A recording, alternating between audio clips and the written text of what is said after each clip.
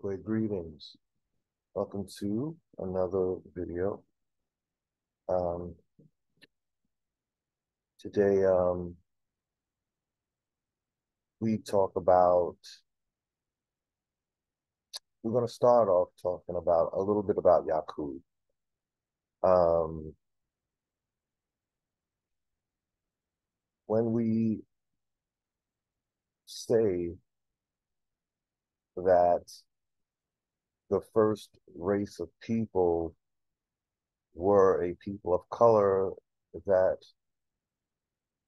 were basically ancient indigenous people of America, I think we have to drive the point home as much as possible because it is not very easy for our people to accept that it has been a dark race that has been controlling everything in our world. The introduction of the Caucasian was just a very clever uh, cover for the men that are getting off basically on the notion that they are God and that they are ruling the world. Um,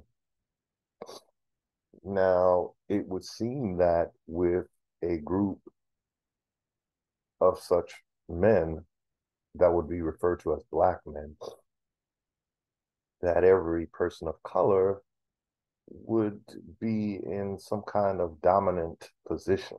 Like naturally, we would think that if King James was a brother as he was, then what are we doing suffering and being discriminated against in our own country? So we have to understand who our opponent is before we can deal with the problem that we have. And like I always say, none of this is promoting violence against any group. All we need is knowledge uh, of who they are to get real with the situation. So again, the uh, obvious question is, well, if there are a group of black men at the height of this scheme that we're in, this world setup, then why are American Indians so targeted? Why, in terms of we being reclassified, the reclassification is so prevalent that even as we have a majority of us waking up, I can only conclude that it is a great deal of us are understanding that we are the American Indians. Okay, we are not Africans who uh, mixed in with Indians that were Mongoloids. No, that's not who we are. We are the original American Indian. So again, if we have a quote unquote black elite running this entire uh, circus that we call the world, what's going on here? We really need to tap in and stay tapped in. We we are watching a world that is full of distraction. And we have to understand who are you distracting exactly? Who is feeling the brunt of oppression? Um, so the distraction tends to deal with a black and white kind of issue. Like it's the constant racist narrative that we're being fed. We are led to believe that this is a black and white thing that just cannot be solved, because white men are running the planet and we are so helpless. And that's a crock of bullshit. Um, we get a little picture of it with how the Iroquois Confederacy dealt with colonizing. And one of our videos, we read that who was using who? What was it? The European using the Iroquois Confederacy, or was it the Iroquois Confederacy using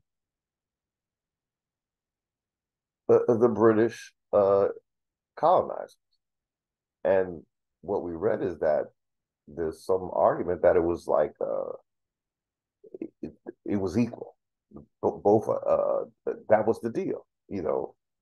Both parties are getting satisfied. Now, I don't know how willing awakening Indians are to accept this, but I tell you, we've been fighting this phantom white man since Martin Luther King. And if he did not win in this battle, it is not going to be won. So what am I saying? I'm saying that as long as we continue to fight a white opponent, we are going to lose because that white opponent is not the true opponent. He is there for you to wear yourself out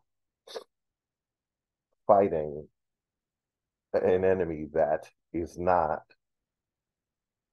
your true enemy. Okay? So when American Indians get real, there will be no more talk about even Mongolians.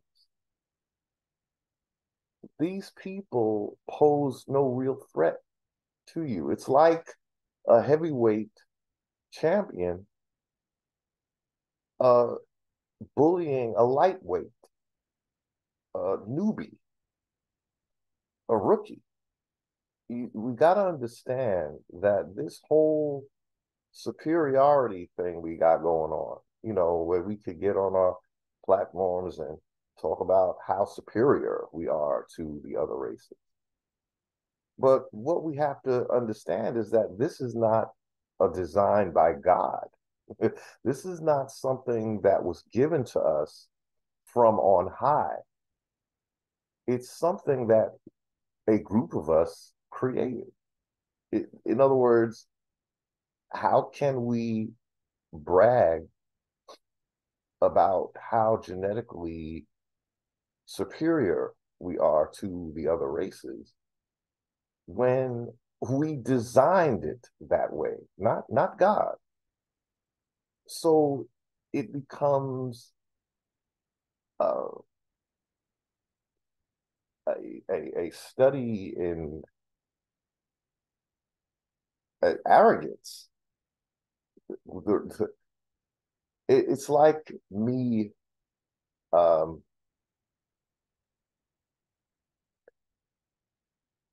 it's like me having a son or a daughter uh, with uh, someone who is not of my ethnic background. And as my child grows, all I do is impress upon myself how much stronger I am and how biologically more fit I am than my own child. So it, it's a futile endeavor. It's a selfish, arrogant endeavor. Uh, that child is only here because you brought him here and you made him to be less than yourself by messing with his genes. Um, what I believe is happening to our our American Indians is we are being made to blame for this. You know, when we look at the what we some of us refer to as generational curses, uh, it would be based on this. Someone has transferred the guilt of what they've done to us as a whole, but it wasn't us as a whole who did this. We did not all agree to bring up races of people to gawk at and say how much stronger and better we are than them because we have carbon or melanin. Well, when you read out their carbon and melanin, that's what you get. Um, but here's the thing. This is a story that's coming from people who look like us. It's not coming from Caucasians. It's not coming from Mongolians. The story of YAKUB is coming from a group of people that have taken on a religion that even the ancient people that they speak of did not have. So we have a nation of Islam who seem to have knowledge that no one else on earth has. And then we hear that they are the custodians, the followers of Islam. They say that they are the custodians. So that right there is telling us somebody has history that they're keeping from the rest of us, but yet they want to blame us for something we have no knowledge of that we did. So who did it then? I'm going to propose that the keepers of the knowledge are in fact the ones who brought about the genetically altered among the races. But what they're doing somehow, again, they're transferring, we are being made the scapegoat, the whooping boy for what they have done. Uh, but a point I want to stress again is that these very same people are calling on a deity that did not exist when we ruled ourselves, when we were the kings of ourselves and the queens of ourselves. We didn't have any foreign races dominating us. So again, we have factions of Islam who have a story that even Jewish people are not telling. When they go back into their history, they're not speaking of this. But Islam is taking a very proactive and authoritative role in the appearance of the other races. They're really pointing the finger at themselves. And so when I'm here saying this, you can't say that I'm accusing them of something that they are not owning. But you see, the only thing I'm not doing is I'm not taking their narrative. I'm taking the facts of what they said, but I'm not taking the narrative that I, by virtue of being the same race as them, I took part in what they did.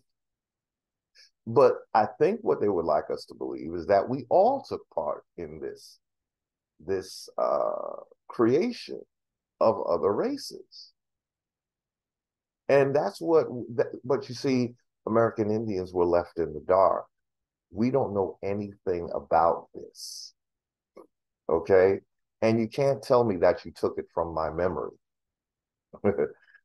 You can't tell me. There would be no point in that. You know, if I did, if it's something that we did and you purposely kept that from us, what was the point of that?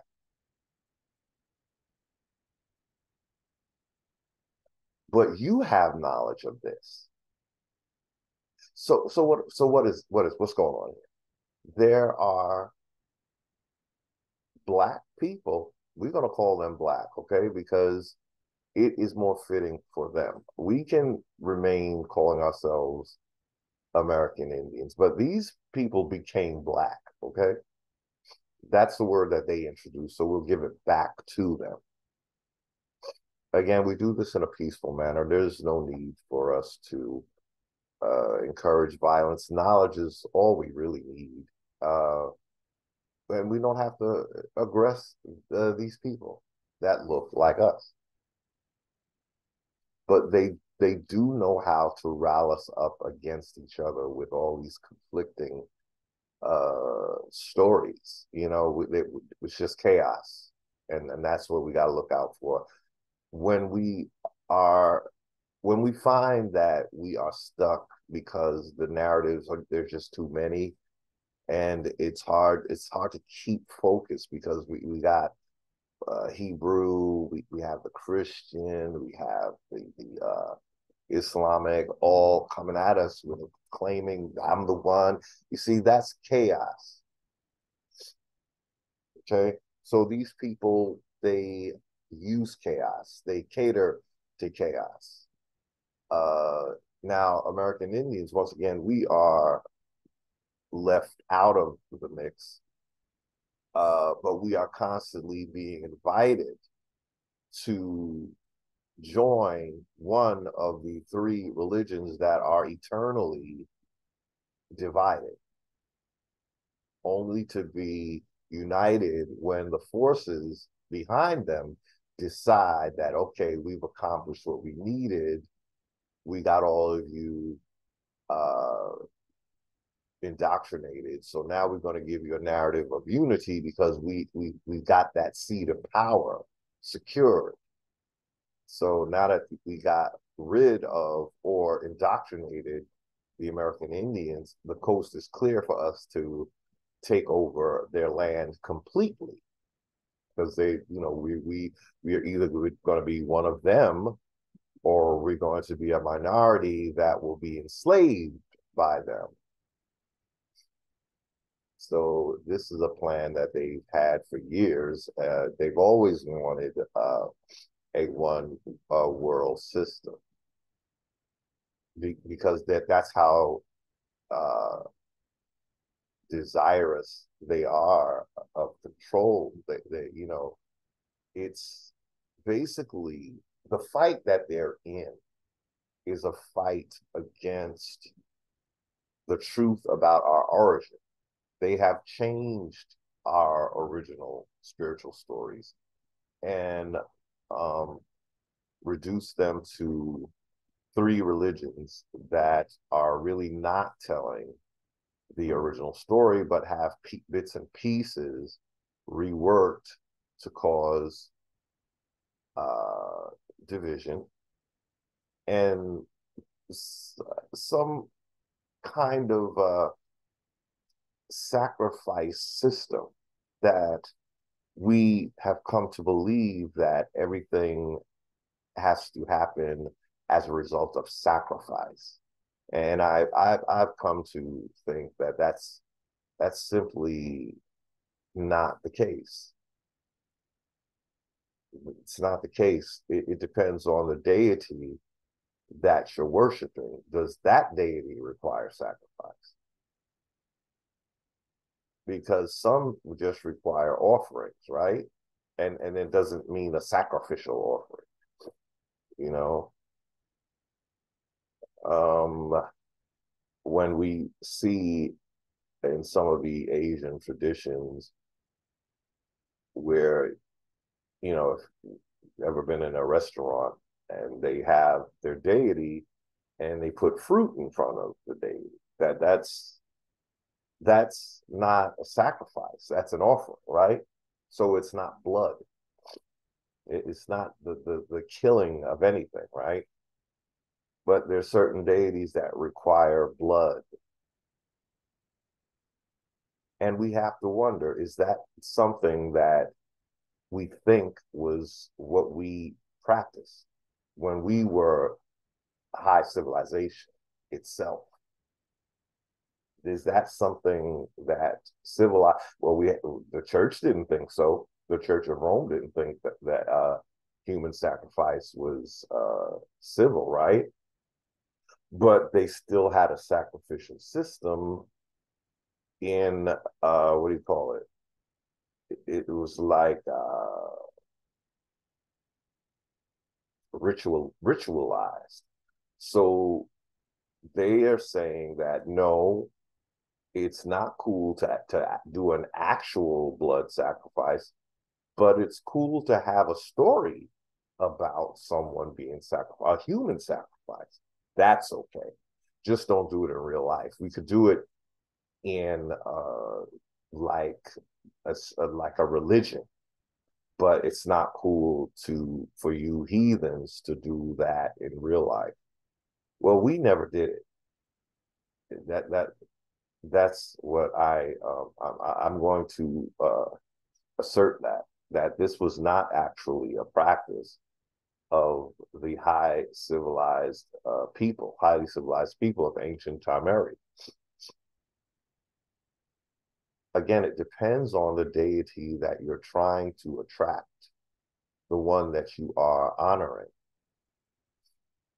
And if you get all people to practice blood sacrifice, then you are definitely calling on a certain deity, because all of them do not require that. But again, we have the Church of Rome, and they have ritualized not only blood sacrifice, but cannibalism.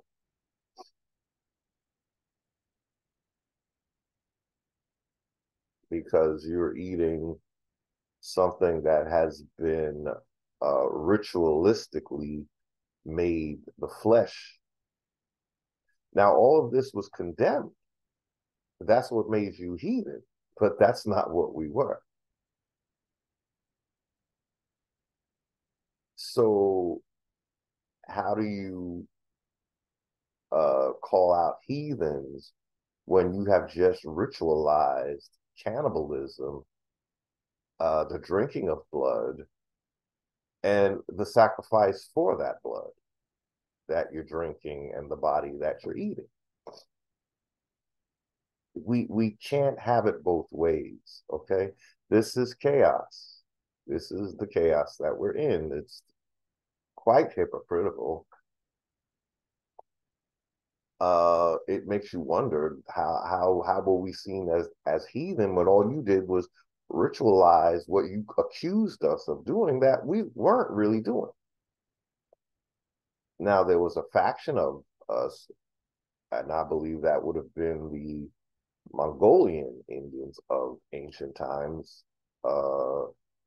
We saw in one of our videos that it was the Aztecs who were singled out as doing the blood sacrifice, and the breakdown. One of the breakdowns said that Aztec is really talking about Set, as Set, or like they're followers of the deity Set. Set is this deity that requires the blood. I've I got that revelation because I realized how is Set related to blood sacrifice? Well, he sacrificed his own brother so that he can take his place. So he is the God that initiated a sacrificial sort of, now, it was a murder, but the point is blood was shed so that he can get an advantage, right? And the advantage was he would take the place of that which he murdered. This is the myth of Set. Um, so there is where your blood sacrifice is really, that's the first shedding of blood that occurs in the most ancient uh, story of the gods. Set was the murderer, and so I was given a revelation that that's how you honor Set. You must do what he did so you can form that bond, and then it becomes it's it's a requirement to obtain something. Now, that's not, again, we're led to believe that's the only way to really obtain something, but that's not true. It can't be true. It's just the way that appeases the God that, or the deity that has taken authority through the murder of the true authority. And that deity would not have required blood. That deity actually was about knowledge. When we read about the deity that was slain, that was Osar. And his story has to do with someone who spread knowledge to the world.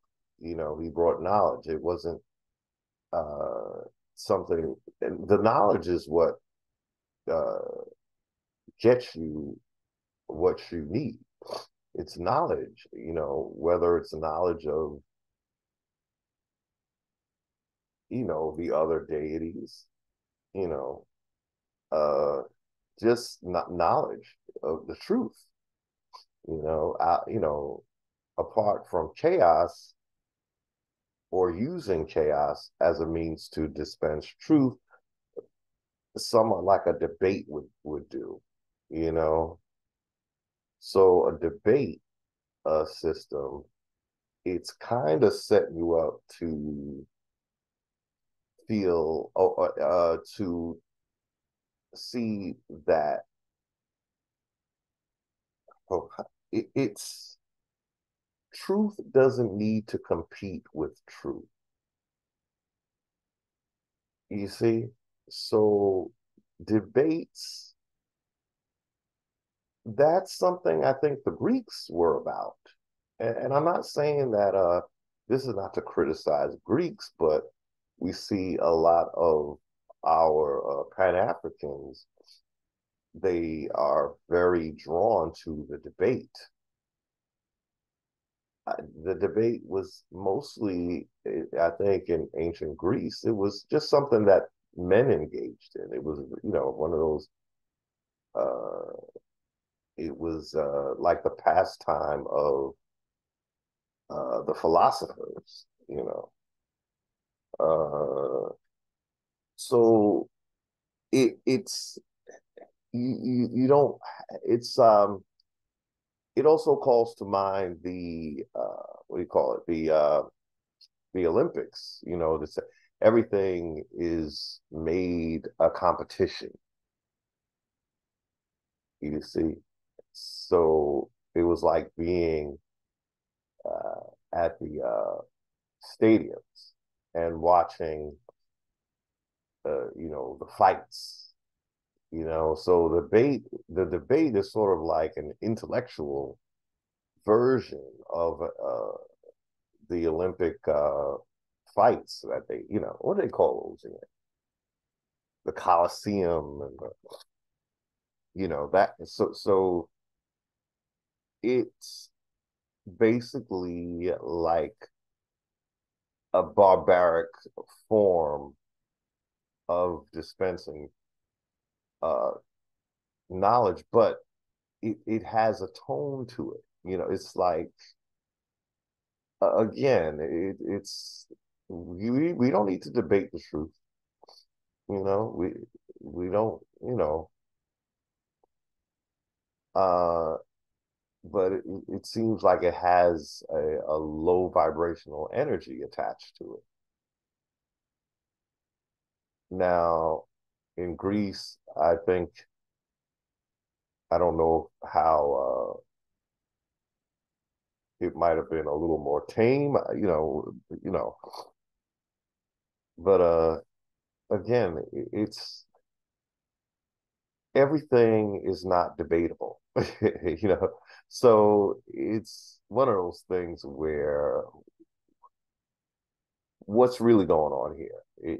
We're paying for this, right? So it's commerce.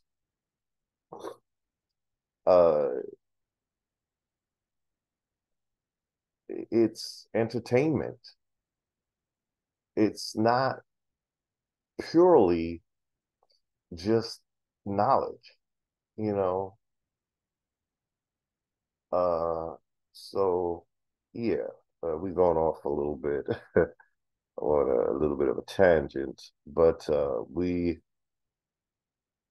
kind of want to keep the focus at these original people before there were other races. Who were the faction of uh I want to say Tamarians who broke away and felt the need to, why was there a need to genetically alter themselves to create new races? What was the purpose? Was it for something good? Well, not when we read the story of YAKUB. And again, these are the custodians of this knowledge. Uh, so what I think is they have knowledge, right? But they're going to tell it the way that least incriminates them. So they have knowledge that there were an original quote unquote black people that decided to create a dream come true. So they sprinkle gold dust in the hair and golden starlight in the eyes of blue. Something like they created what they would later ultimately led to the creation of the Caucasian is what they're telling us. This is they in other words, they have knowledge that predates most of what we know uh, as told in history. They're the only, again, you're not getting this narrative from anybody else but this black version of Islam, which is the original version of Islam. See, this is the part that I think helps us. Like, it might be said, but aren't the Middle East Arabs the original? Well, they couldn't be because their race is they're a young race. So the Islam before the Arabs would have been by quote unquote black men. So some of us look at NOI like I think I did at one point and kind of say, oh, but you're the knockoff. You're not the real deal. And then I had to think about it. They're more real than they would be the race that created the religion would have been a black race. They're the ones talking about the creation of these other races. So they're already taking original cred, right? That's what they're doing. And we think that it's not serious. They're like a cult or break off of Islam. No, they are the holders of the original stories. So what that means is they go back farther than what we would call East Indians or Arab tradition. That's why they can tell the story of a YAKUB. So what happened? Whereas our thought might be, oh, they made a new version of Islam. No, they would have had to have had the original stories of Islam. It's not that the black uh, Muslims are new. They're not new. So again, it's not that they made up something that didn't exist. They know they're the ones that put out what was dispensed to the Arabian Muslims. They kept certain knowledge from them, not the other way around. The forefathers of the black Muslims are the ones who had the original knowledge. They say they were the custodians of our legacy, Tamarian. Now, if we put it all together, what we will see is that they're holding American Indian knowledge because we were ancient Tamarian. It wasn't in Africa. So when they're saying that they're holding, they're the custodians of the ancient Egyptian mysteries, what they're saying is they're holding to all the knowledge of our ancestors, but they're not, how do I say this? They're holding this knowledge, and the only way that they're willing to give it to you is if you join or become a follower. So what that should tell us automatically that they are not in tune, they're not in sync with our ancestors, because our ancestors did not practice Islam. So we have custodians that are holding our knowledge hostage, and they will only give it to us if it is in an Islamic framework, you see. Now, it's getting to what's happening is the ancestors are saying, no, you will not hold the knowledge. We're going to put it in their blood. You see? And if you read YAKUB, which we were going to read a little bit of it, you'll see that even in their writing, now I couldn't find that page, but once I do, I'll probably have to put it in the description box where they say that it will be in what they call an aboriginal man who overcomes the man that they create. You see, now this overcoming, it's not that we are going to kill or harm these other races. What it is our knowledge is going to set us back where we're supposed to be on our landmass. Now, here's the thing we have to be aware of: when these people were brought into existence, them brothers had them as slaves, okay? So once we expel them, we're saying, no, we're not going to change our traditions. We're not going to change our religion. If you want to do that, you have to leave. You can no longer be here. So they take it to Africa, they take it to Europe, they take it to all the other parts of the world. So America is left out of that. So in their stories, we are not spoken of. We're saying we're being portrayed that we're the ones that the last to get civilized when we were the first. After we expelled them, it seems a vendetta began. They're not telling the story as it happened. They don't want to be known that they were expelled from Tamari. So that part is tweaked, and they say that they had an exodus, and that they were, they were enslaved. No, you were looking to make slaves. You're the slave master, especially if you're going with a YAKUB, storyline. He's the brother in scripture that he was served.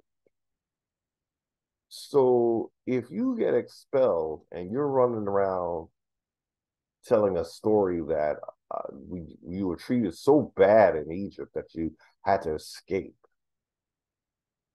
No, we didn't want your slavery. We didn't want what you were bringing. We didn't, you're the slave master. You're the birthright taker. Once that element is expelled from Tamari, they take their show to Africa and they take it to Europe. And they're very much about this royal bloodline because that's what they want to use to dominate the people that they are genetically altering. They're genetically altering themselves, basically. They're taking their own genetics and doing whatever, mixing with whoever they're mixing. But they are the prime genetic donors.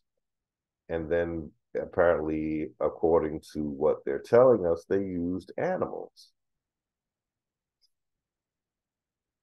This is what they said. This is not what I said. And when I say it, it is not to put down any other race. I'm telling you what a faction of our people are telling us, and they want us to believe that this was somehow preordained for this to happen, for them to bring an element to Earth that would turn on American Indians. So they try to tell us that this was your karma. For no, it's not. Listen, I'm going to say it again. When we expelled that element, it was because we were preserving our traditions. We would not have been cursed. If anything, they would have been cursed. So when I hear our Indians saying that we had to be made last, I no, I can't agree with that with the way this is going down. That is something they would want to say about us. They would want to say that we should have been made last, but we were the ones that were holding on to the original legacy, and they're the ones that wanted to erase the ancestors and make them into in the case of Akhenaten, when he turns Ra into an Aten, Aten. This is a deity that looks like a sun. He took the person of Ra and turned him into a literal sun with hands, with arms and hands stretching out. So what he did was deface an ancestor. This is what Akhenaten did in creating the Aten. So this is what our ancestors, the American Indian ancestors, the original Tamarians, they weren't about that. They did not want to deface the ancestors. We did not want to rename them. We did not want to deface them. But this group did want to. They were expelled from America. When they come back, they're sending their children to do their bidding. They're sending their Caucasian, their Mongolian children to fight their battles because they know that we're not going to really, it's almost like uh, being attacked by somebody you don't even know and you think it's a stranger. What you don't know is that if they were sent by your relatives. It is not them who orchestrated this thing. They were told lies about you, and then their father sicked them on you. Like, go get the heathen. If they don't believe in Jesus, kill them, rape them, take their land, take their all that wealth, and make them your slaves. This is what happened, y'all. I don't care what we think these older Moors got defeated and all that crap. I don't buy it. I don't buy it. How convenient that you uh, rear up races and then they come and want to take over our homeland. You started out black. Next thing we know, King James is having his picture painted as a white man. And we think that it's white people. We refuse to even hold it in our mind so that we could get a leg up. The more we blame other races for what other black people are doing, the more we stay stagnant, the more nothing changes. That goes double for Mongolians. I just, okay, they've been taught to be us. That's not something they did. You know, this was what they were. This was what they were made to do. We got to go to the architects. And again, we're not advocating violence. We're just going to keep our eye on the prize, so to speak, to avoid the lies. This is what has to be done. Indians cannot afford to fight a black man's battles because you're not black anymore. You don't have to fight the white man because you're not black anymore. You don't really have to fight the Mongolians because they've been so indoctrinated to believe that they're the Indians but that was an indoctrination that they got from who? It wasn't a white man. These races, they weren't even here when the rift began. So this is what we want to talk about, really. I could share my screen and we could start our little reading. So let's do it. This is the book that has this knowledge being given to us. It has very specific, requirements. You have to really buy into the narrative the way they want you to, you know. But we can't do it as American Indians because we know that, again, this is not what our forefathers practiced. It's so clear if we just open our eyes what's going on. Again, we're not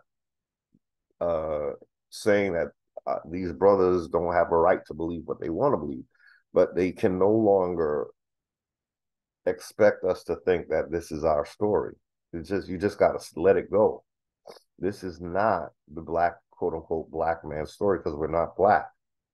We're the Aboriginal you talk about. You call us Aboriginal. So we didn't know nothing about any Jacobs and Yakubs. You did. You're the element that broke away. But you come back and you expect us to be impressed with your knowledge. At first, yes, it's like, wow, how you know it? But then the ancestors' voices start crying. They tell us, yeah, they know a lot, don't they? And how come you don't know this? Is it because their custodianship kept it from you and they require that you join a religion before they can tell you the truth? Now, the truth they're going to tell you is going to be their version of it, though. It's going to, it's going to vindicate them. And then what they've done, they're going to say, you did. We.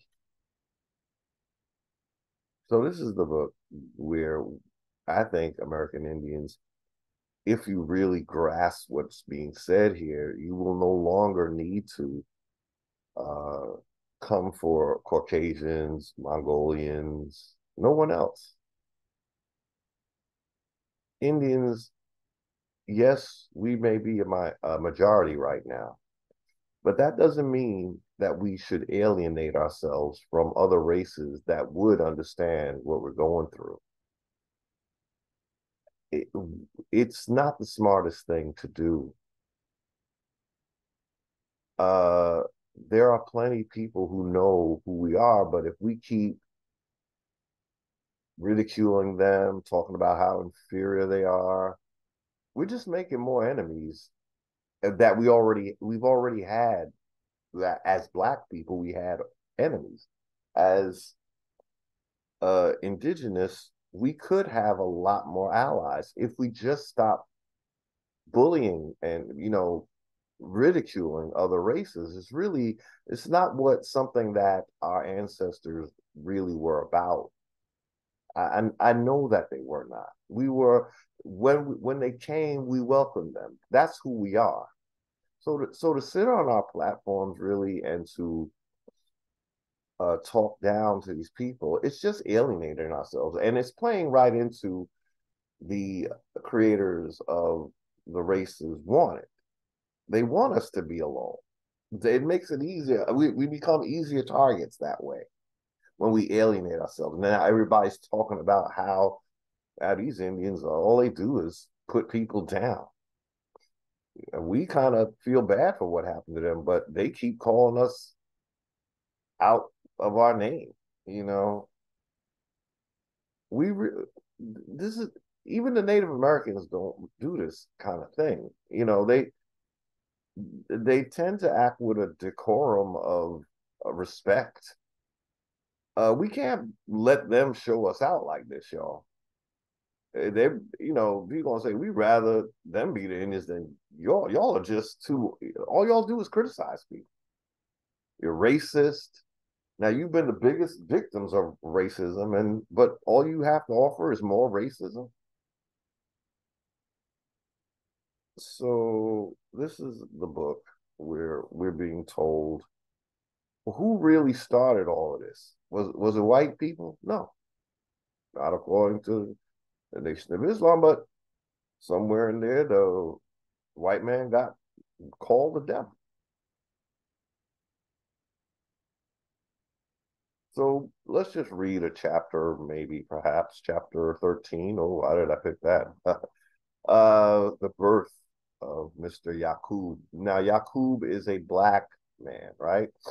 He's not white, right? But he creates a white man. Why did he do that? And that was the question we had earlier. What was the point of bringing other races into the party? Well, what was that for? What was the goal?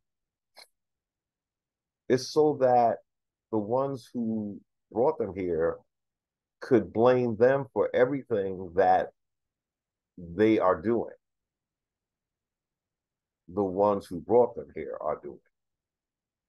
So if they make like a circus show, you focus on ring number two, but it's one and three, you know, that you need to be looking at. Or in our case, actually it's just one that you need to be looking at, the, you know, focused on, and forget the other two. It's the Negropean and the African that you gotta watch out for, you know. So you gotta. I'm sorry, I said that wrong. You gotta actually watch the other two rings. So, chapter 13, the birth of Mr. Yakub. So we're just reading. And I forgot why I chose this, but it says some things. You know, oh, our 66 trillion years from the moon has proven a great and wise show of the original power to build wonders in the heavens and earth. Okay. So um so we're starting off like it seems talk about moons. Okay. Our 66 trillion years from the moon has proven a great and wise show of the original power. So they love to talk about how powerful we were, right? To build wonders in the heavens and earth. 6,000 years ago, or to be more exact, 6,600 years ago, as Allah taught me, our nation gave birth to another God whose name was YAKUB.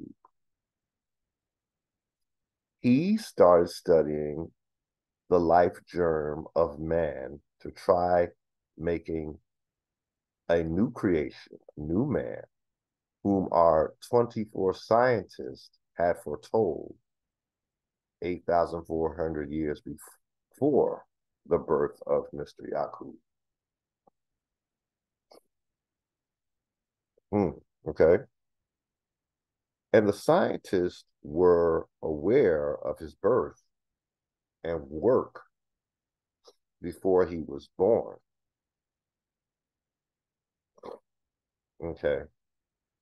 As they are today of the intentions or ideas of the present world. So you knew this was coming and you really didn't do anything to stop it. Why not? You're God. Why couldn't you? You say you're God. Okay. According to the word of Allah to me, Mr. Yakub was seen by the 23 scientists of the Black nation. And them even using the word Black, Indians, we need to know that word it has nothing to do with connecting you to land, right? So no person of color should ever really want to use that word unless they're the ones who brought it into being.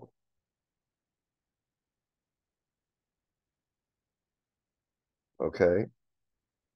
So they knew way ahead of time, according to what they're telling us, that this would happen. They predicted that in the year 8,400, that was in our calendar year before this world of the white race, the man Yakub would be born 20 miles from the present holy city, Mecca, Arabia. Present holy city. Now we know House of Heru is in South America. So if they have a holy city they're not saying it's in America, we know that this has to be the element that was expelled, right? So they're telling us about Arabia and Mecca. So already we know they're not on our landmass anymore, right? They were expelled. Okay, so that this is what the story is saying. Uh, and at the time of his birth, the satisfaction and dissatisfaction of the people would be 70% satisfied and 30% dissatisfied. I thought this was interesting because you're saying that there's a minority of people that are not happy. The majority are happy, right? They're satisfied. So again, what was the point of bringing uh, a new race to these black people? What?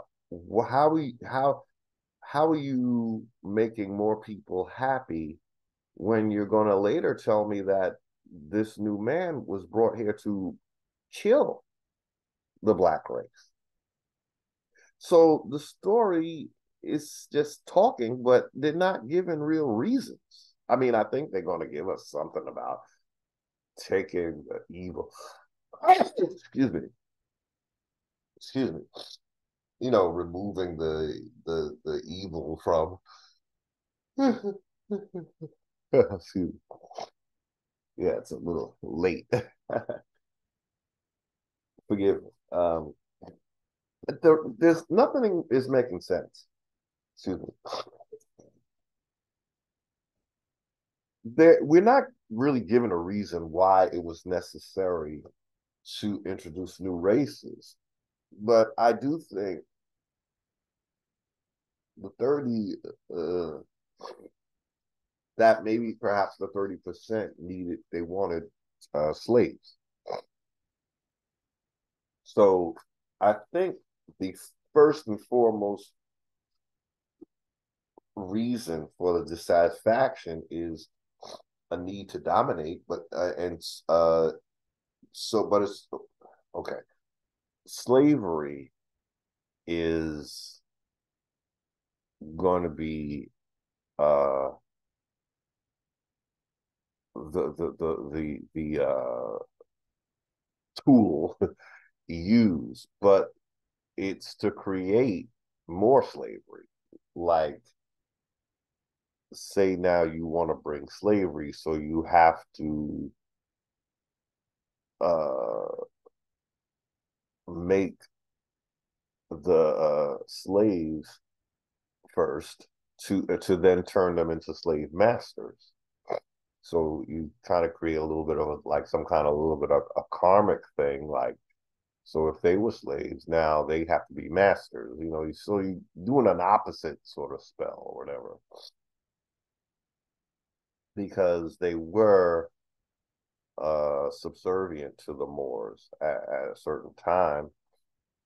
And then next thing you know, they're sent and, you know, we're made basically subservient to them, and the Moors sort of disappear, like to never really rise up again. Like, where were you exactly after you got defeated? What happened? You just laid there, never got up again, and your children just proceeded to dominate, and you just was there. Look about this. He's such a bad boy. I don't know what to do. Did you send that check yet, son? Oh, okay. Yeah, I don't know. What is he doing now? I don't know. I can't control him. He's too powerful. Yeah. Um,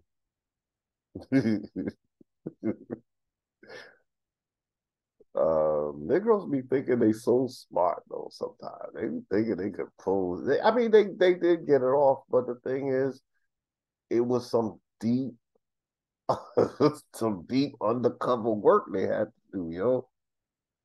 It's like there wasn't a lie they wouldn't tell to keep us in the dark. So it wasn't really such a great feat because, again, as we said in the last video, it was a lot of indoctrination and a little bit of gunpowder that got this stuff going. You know, we were really being aggressed, and then put in a legal system that basically turned us into commercial entities. So we no longer have the rights, like birthrights, as men and women because we've been strawmanned. A lot of people think the straw man is not real. When you see your name in all caps, trust and believe that is your corporate vehicle. It's not you. It's the corporate version that was created of with your name. That's your straw man. That is literally your straw man. Why is your name being capitalized? Ask yourself that question. What is the reason? That's a legal style of corporations and tombstones. Okay, so you're a dead entity in commerce. Okay, uh, so I don't understand why YAKUB is born when most people are happy, and the 30% is not happy. So he's coming to basically, I guess,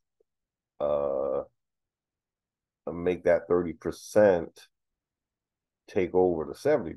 I guessing. Okay, and that when this man is born, he will change civilization and produce a new race of people. So that's what Akhenaten was doing. He changed. He was the heretic of all pharaohs. He's known as the heretic. And yet he's the one that's celebrated. Akhenaten would have been the dynasty or of the dynasty that was expelled. He was. Him and his followers and the priesthood. So YAKUB does have a lot in common with Akhenaten because he's changing civilization by changing the deities and making them faceless and colorless. And he's doing that because he don't want the new people to be, left out. But we had a system where you could have several deities. They wouldn't have been left out. They just would have been one of many, and they would have been the youngest. But see, the system, they was doing more than just making a new deity. They were erasing all the others. That's why Akhenaten is known as a heretic. You know, you get tired of saying it, and you know that people, they don't see how this relates to today, you know?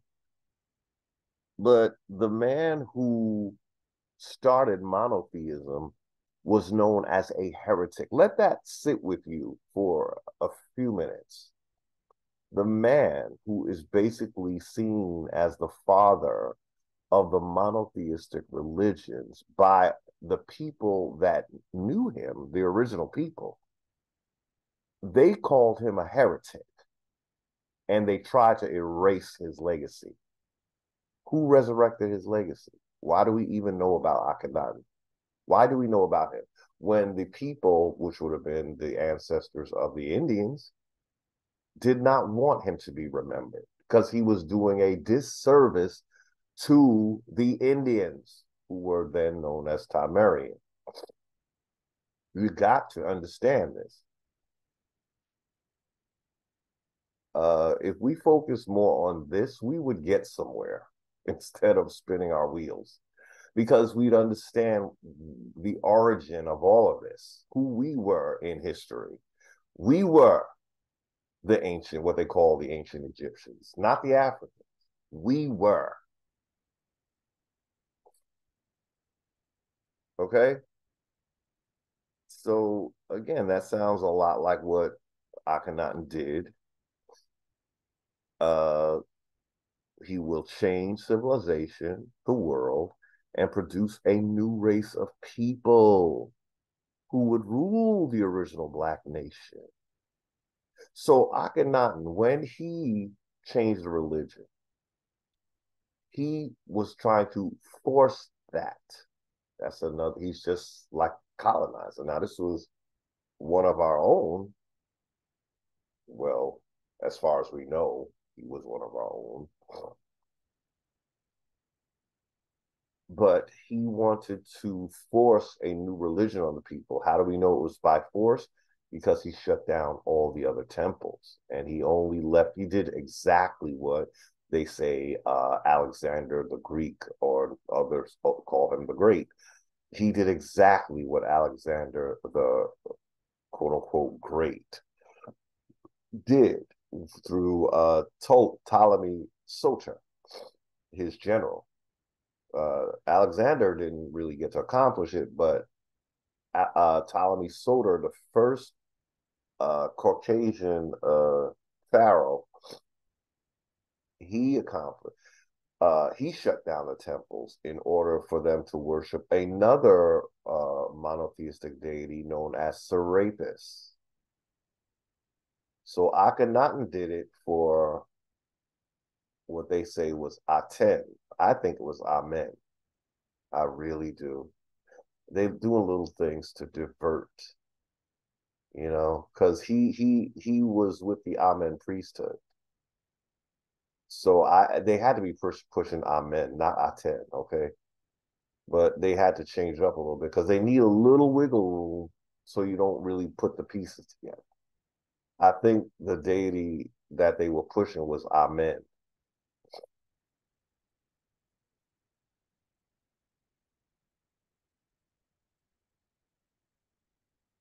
The thing is, it still adds up to a setup because it's diverting to a new created thing. See, Set has, when you are being directed by Set, you are mixing and matching deities to bring about something new that the people, that's foreign to the people. So um might have to link some of Dr. Tracy's recent videos on Set, which are really good. Uh, so it is a set force, but uh, Amen is said to be hidden, the hidden one. So who is hiding? What's being hidden in Amen? Is it Set? um, so again, Akhenaten is sounding a lot like what he's doing. He's the first to do what Europeans would later do. They're taking a book out of their ancestors' playbook. They're taking a page. I'm sorry, a page out of their ancestors' playbook by doing exactly what he did.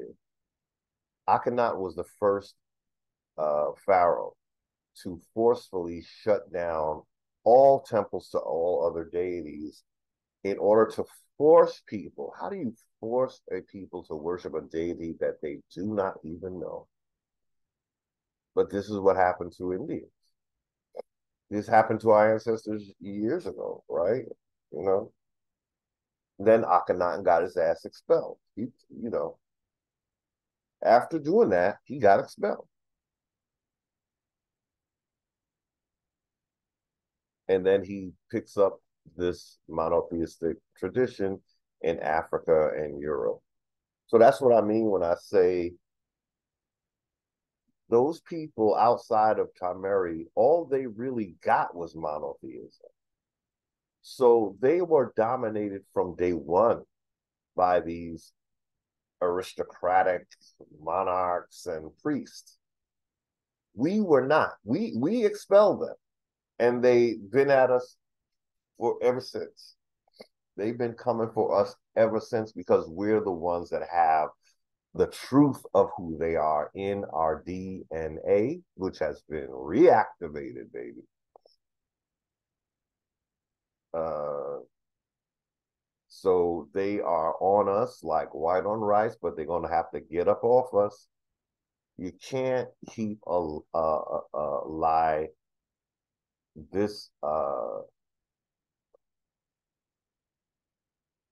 this level, this unjust, extremely unjust endeavor. You can't keep them people from their own ancestors without their ancestors stepping in.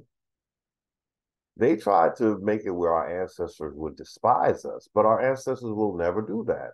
They because they know what's going on. You see, now they've done everything to make us like a curse to our ancestors, but it's not really going to happen. Our ancestors understand what we have been through. And the only thing that would really keep our ancestors from us is us continuing to resist them.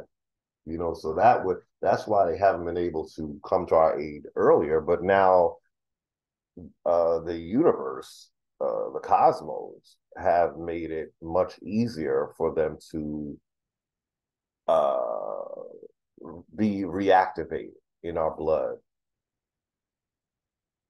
So that's why we're being physically attacked with certain, shall we say, inoculations, because now it's about getting at that blood, trying to control that blood, and, you know,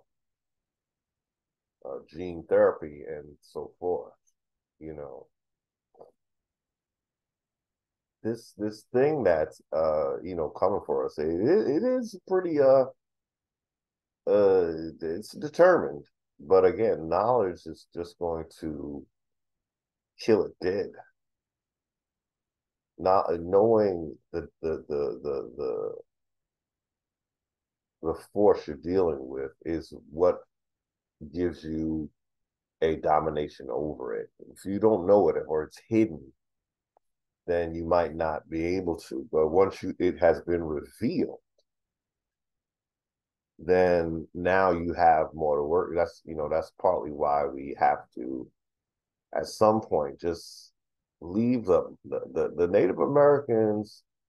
They could be uh, allies to us. I know it sounds crazy, but they actually could be allies to a certain extent. If in other words, the design was to make everybody hate us, and if we play into that and make them hate us more, it all it does is alienate us. We are not there yet. We're on our way, but we don't have to make any more enemies than we already have.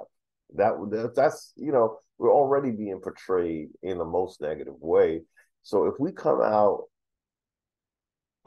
against the people who were put in place by our real uh, opponent, which is our own brother who uh, has become African and Negropean. Uh, so I'm sorry, we were reading, right? Okay, so a new race of people who would rule the original Black nation for 6,000 years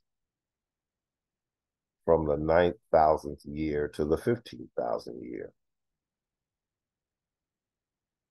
Why? We're not even being told why this is. That we didn't do anything. We're not being told what we did.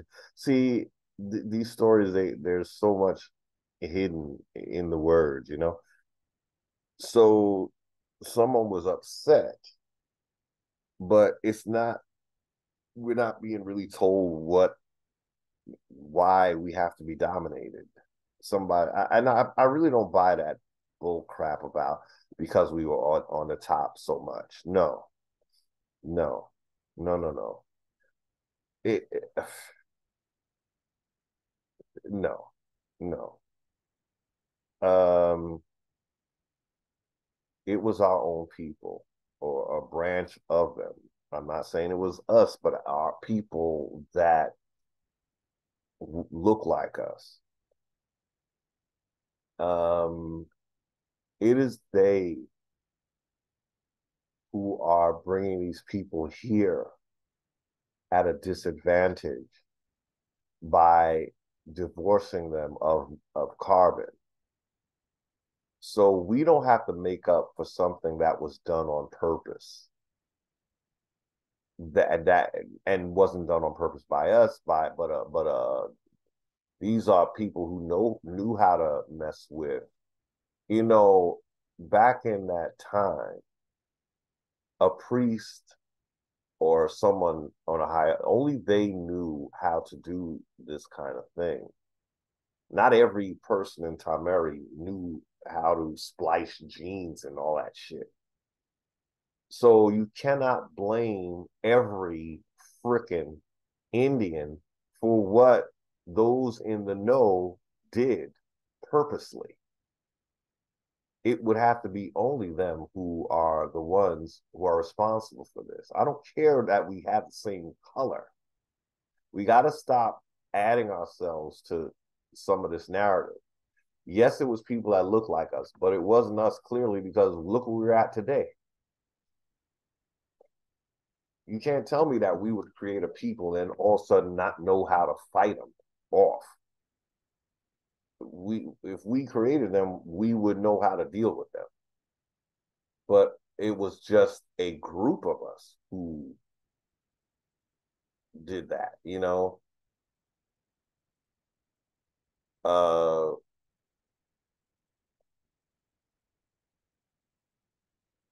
the golden rule is if you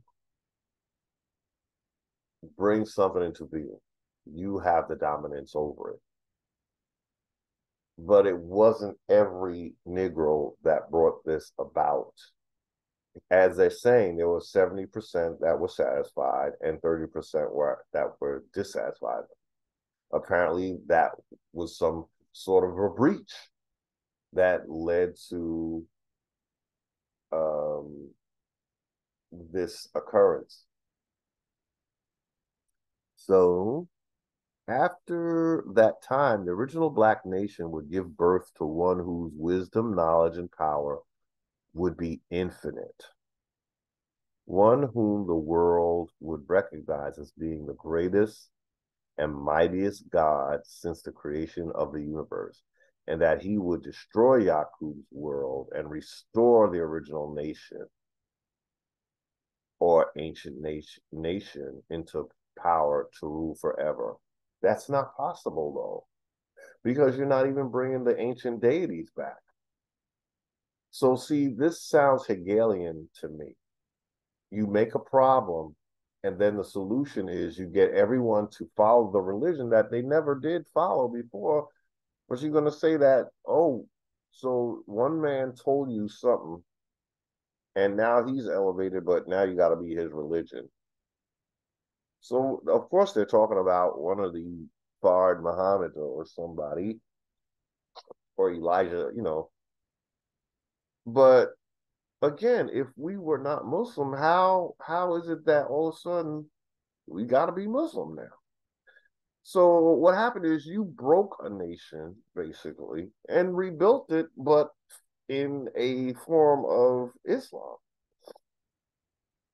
You introduced a new deity, just like Akhenaten wanted. And so you are from that element that were expelled. And you're still trying to do what Akhenaten was not able to accomplish before he got expelled. You shutting down our belief systems of, our ancestors so that only we see you because you coming up with some solution after you made the problem. So the problem you made, you're saying was the devil that you say you created. So you created a devil so that you can then have a man come with a solution.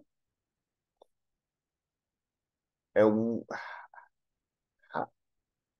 okay, so you know what?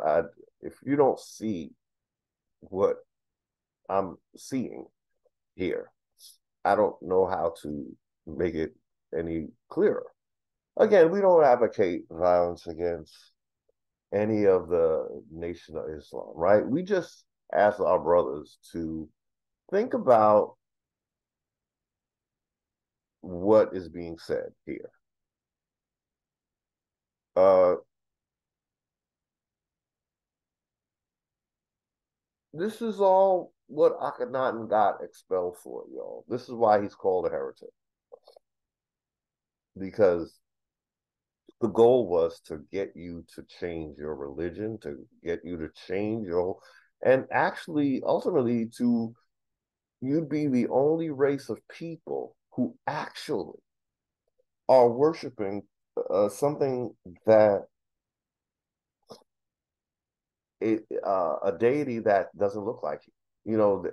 Most people that have, you know, really established their own nation and all that, their deities tend to look like that.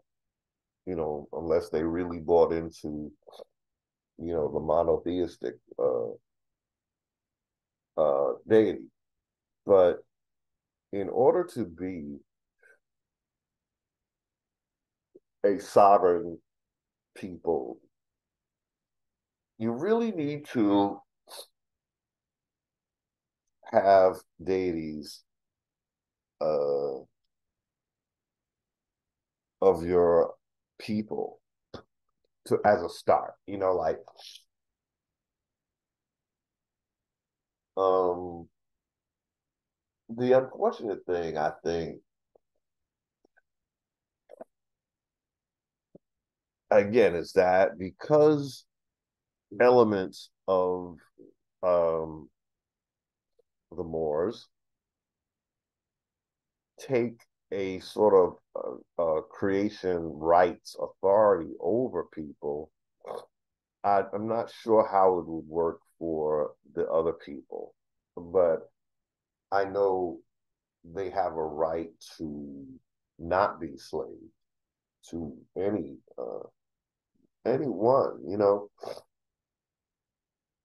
just because that element genetically altered them into being.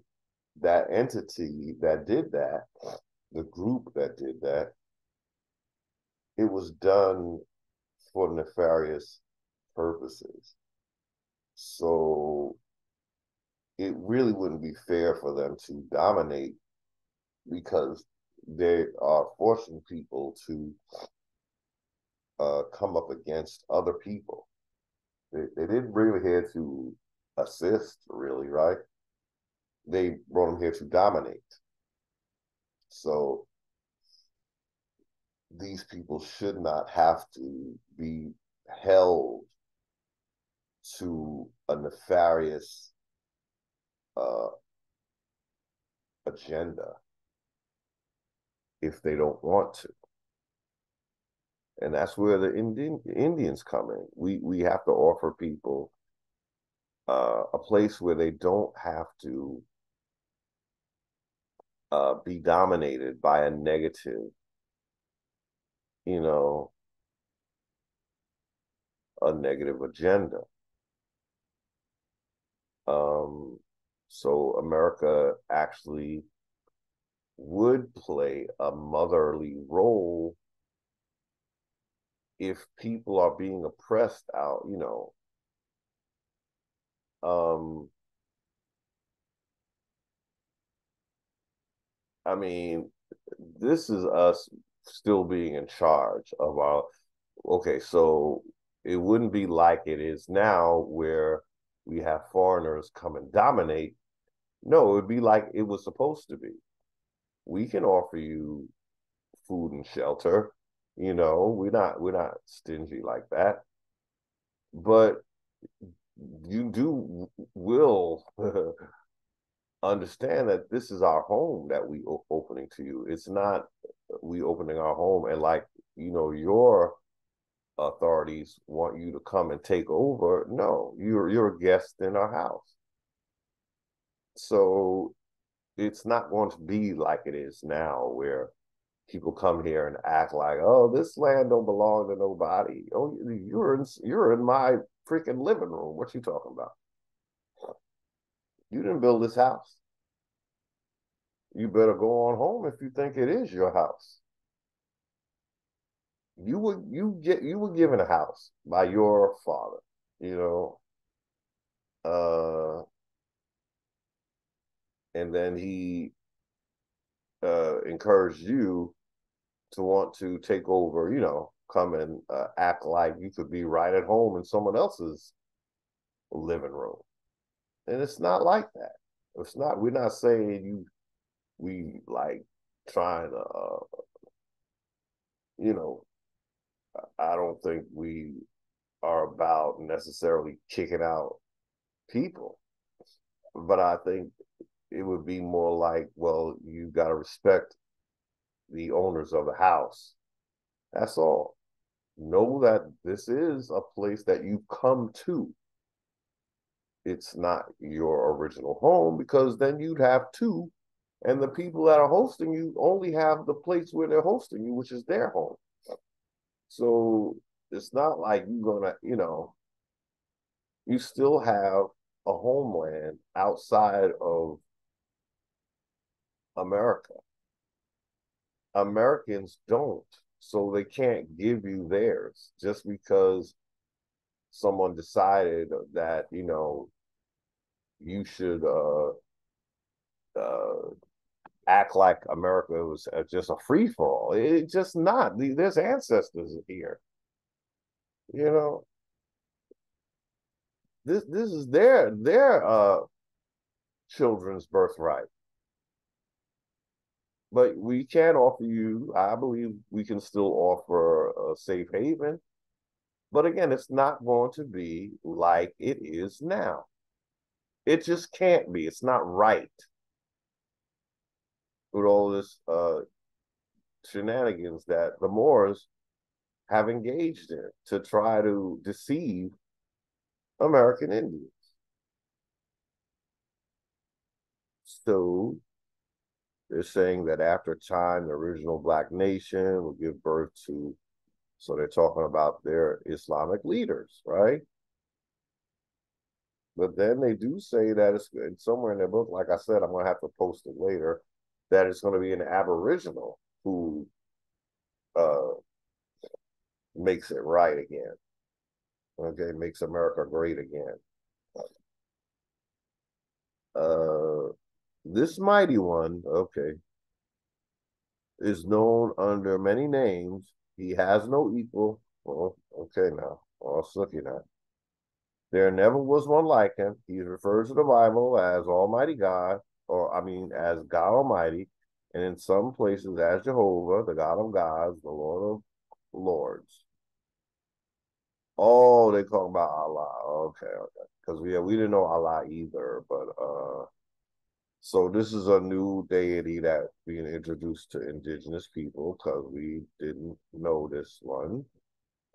He's younger than ours, and so this is, this is the plan. We got to get these Indians out away from their traditions and give them our deities so that we can take their birthright.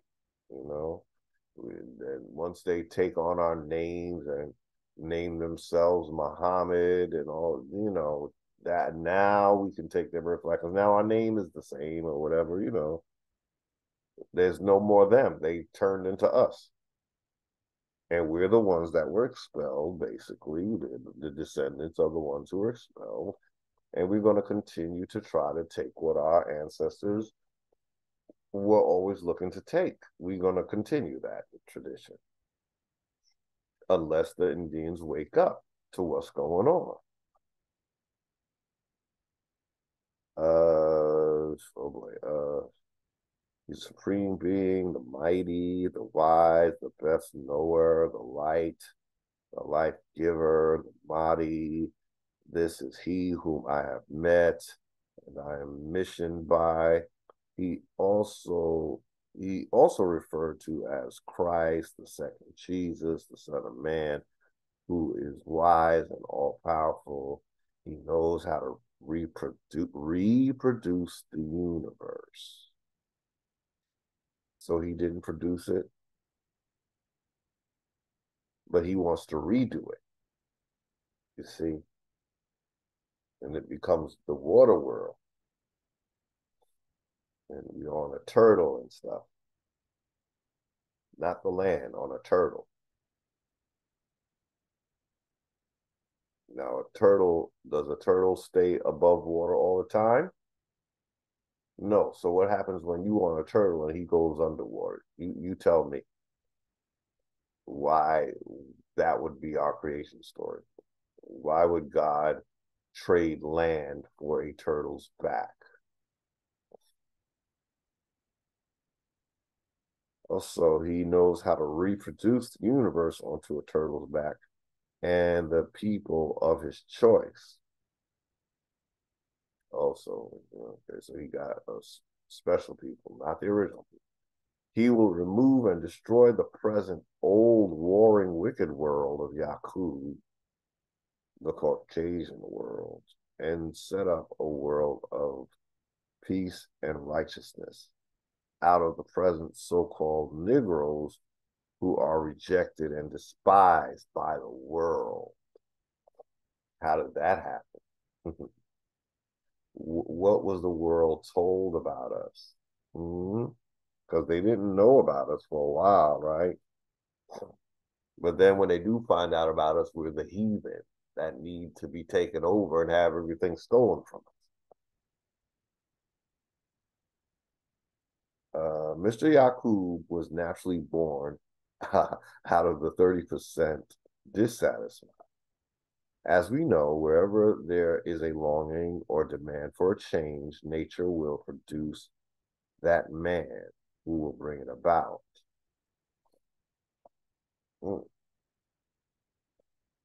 Allah taught me that the present percentage of dissatisfaction is 98%, near 100%, with the present ruling powers. This 100% dissatisfied will bring about 100% change. YAKUB did not bring about 100% change, but near 90%.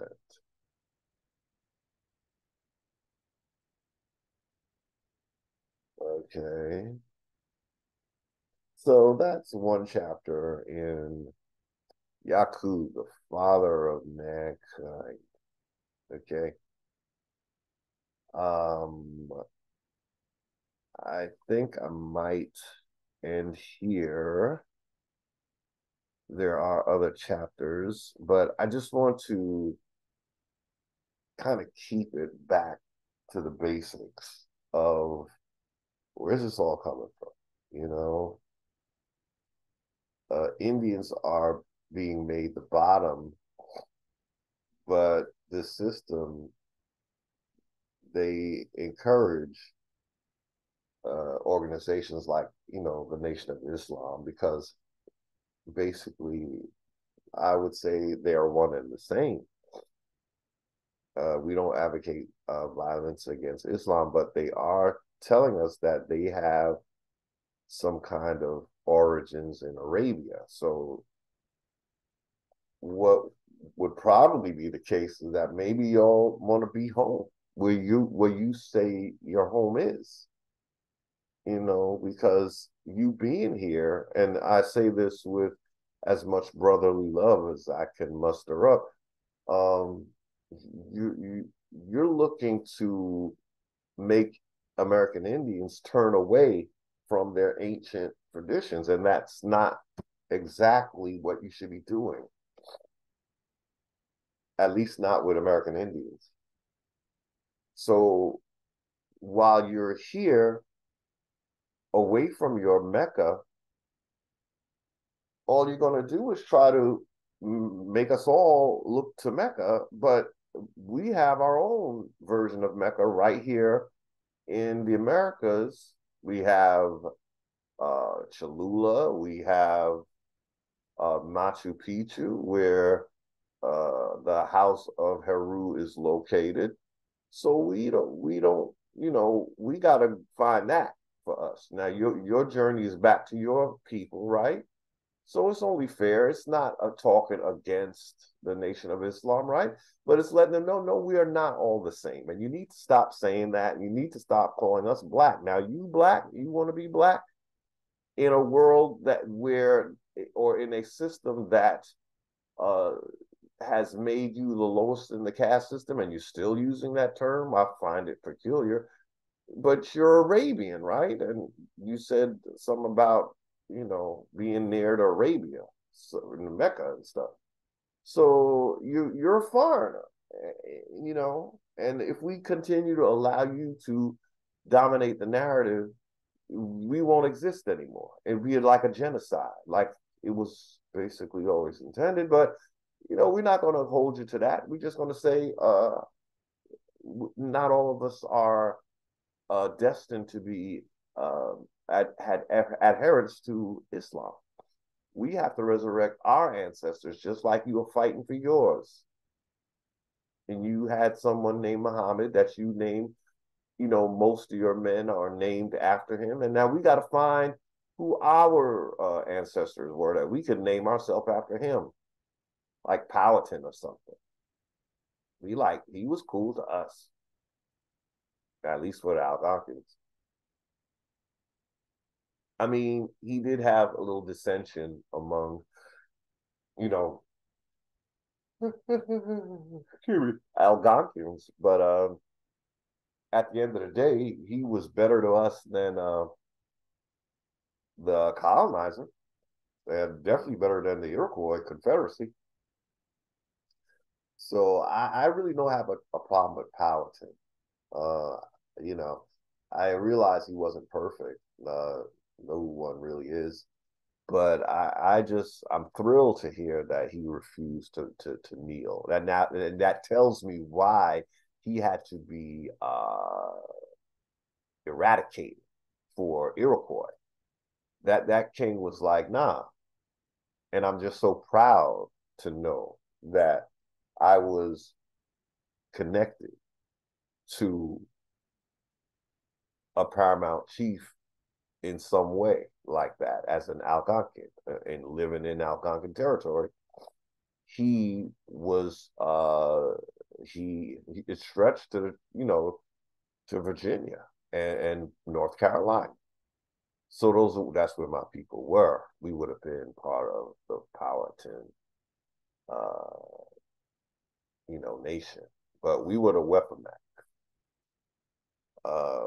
And like I told you before, the Weapon Act at that time, they didn't want to fight, so they did not agree and with Powhatan. But ultimately, hindsight is 2020. I'm proud of Powhatan. He took an authoritative, like, yeah, you could live here, but you will pay me tribute. Oh yeah, that's how it's supposed to be. And so they said, nah, we're gonna get with your enemy. We don't want to pay you tribute. We want your land and we want you off of it.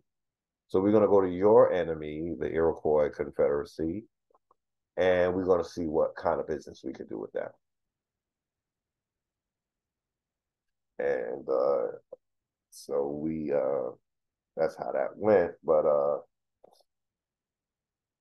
I'm standing on that legacy. I am a lot like Chief Powhatan in terms of I really cannot be bowing down to a corporation. I just can't. I just can't. A lot of our Indians are. It's like they are. It's almost. It's just. I don't understand why they would want to be dominated by a foreign entity when they could have a lot of say over it. And so a lot of the things that it's doing that we don't agree with, you know, you can't be in their system and tell them how to run it. You got to be outside of it and stand on your land, not the states. You stand on whatever territory of your linguistic group was. Okay. I think we're going to end there. I did think I was going to go into another topic, but maybe that'll be the next video because it's a bit of a we want to talk a little more about this amen, okay? Because what we're going to find is that you see how the hijack takes place, y'all. The deity started off Ra. You hear me? Ra.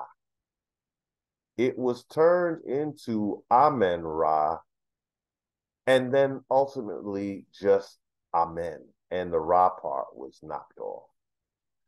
Just it's very similar to the copper color. We started out copper colored, then you just knock off the copper and call us colored. And then we're. So what happens to our deity happens to us, I was saying. So this is what I realized about Amen. He started off Ra. So what is the Amen part? That's another deity. Men is another deity. So you target a deity, he's mentioned first, then you add something to his name, then you take his name out completely, and now he's just Amen.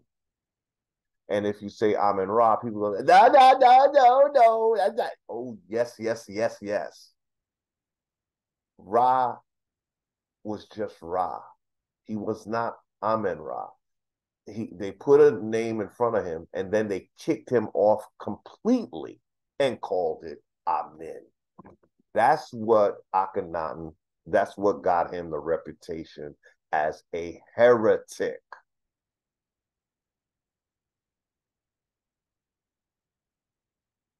So we wanted to try to look at that perhaps in the next video. But for now, I think it's pretty late in the day or early in the morning, I should say. And I think we're gonna. I can show you that. This is you get if you want to read this book. Hello, they have it as a read online book. If I can get this thing to do what I want it to do, why is it not doing this? Not showing me. Oh boy. Okay, look, I didn't want that, right? Okay. So there we have that. We got the Zoom. What I was thinking of reading. Oh, did I close that window now? I sure did. Okay.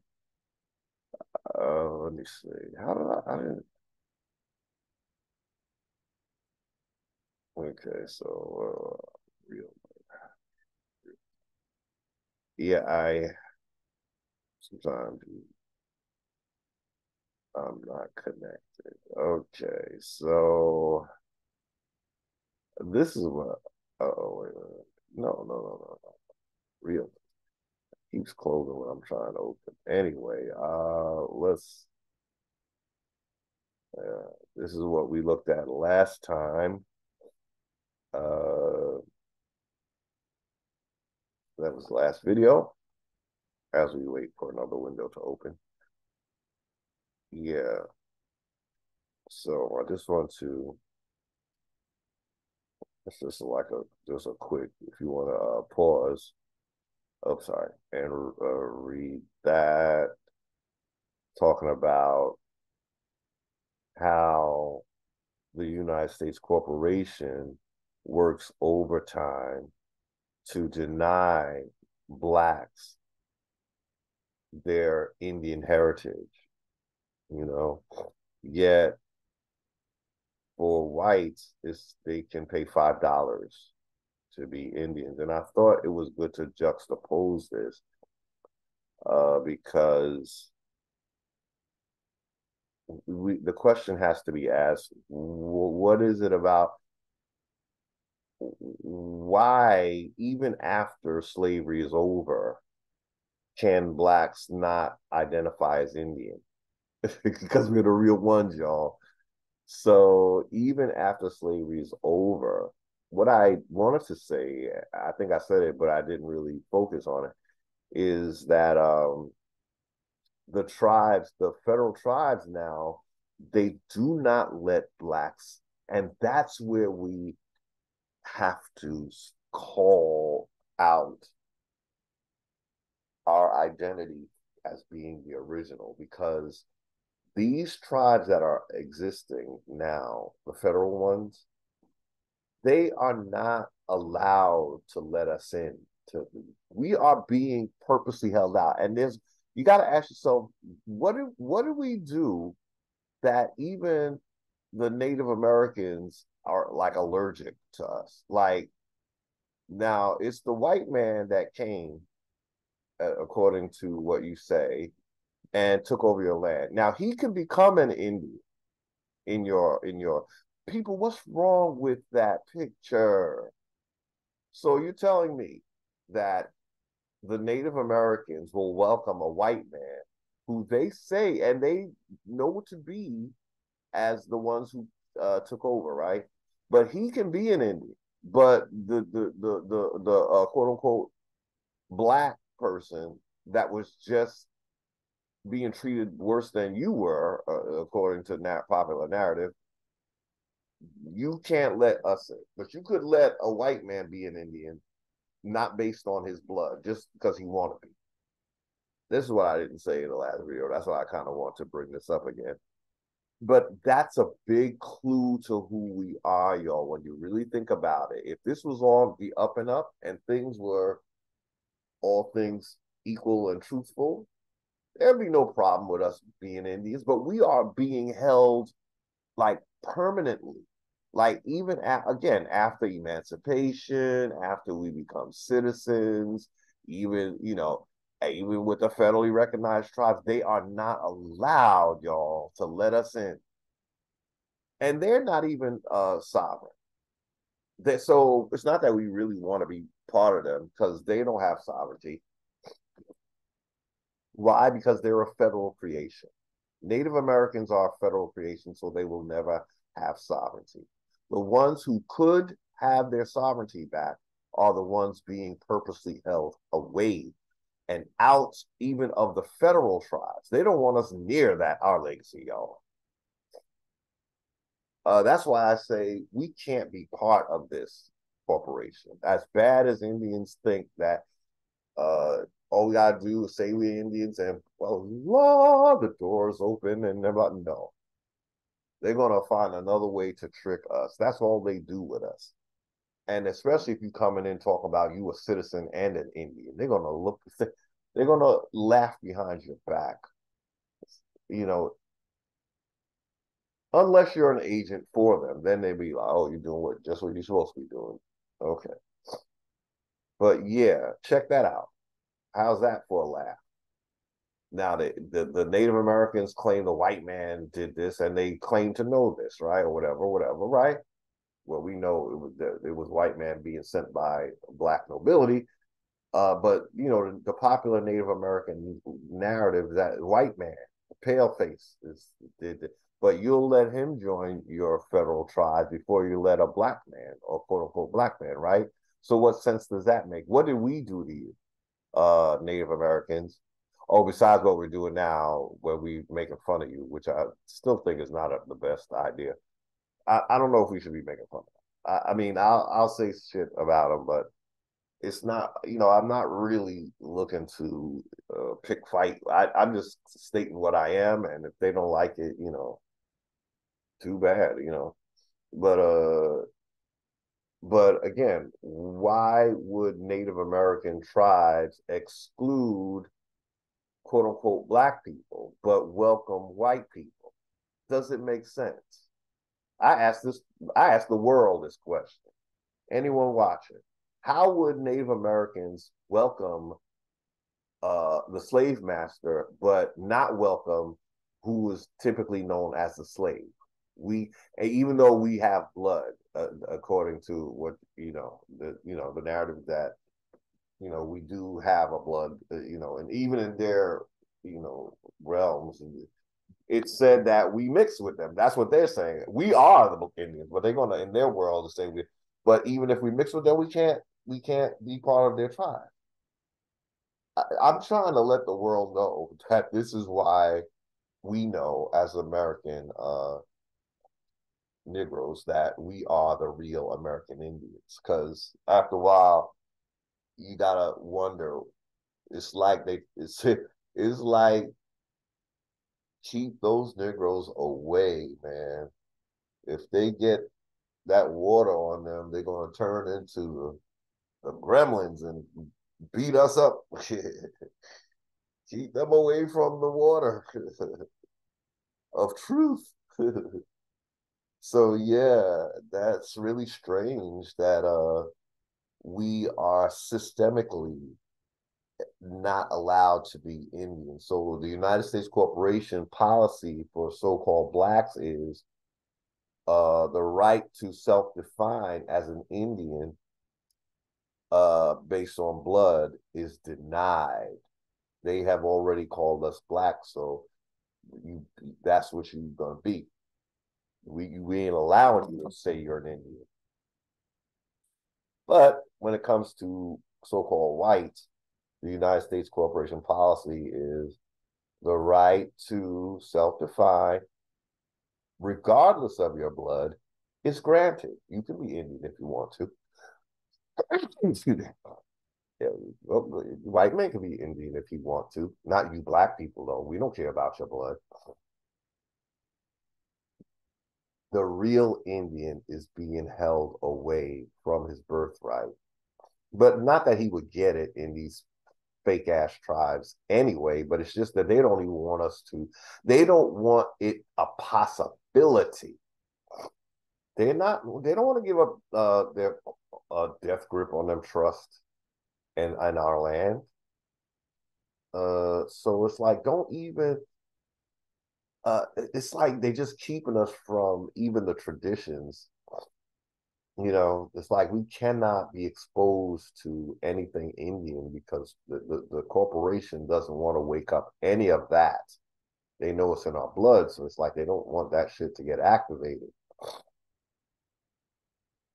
I'm sure there's a shot for that, basically. So yeah, that was the last video, which I felt like I should have said more. Uh, So I thought I know I said I was gonna close, but I did have this open because I was thinking of reading it a little bit from it. Let's start down. Let's start. Should we start from the beginning? Okay, let's start from the beginning.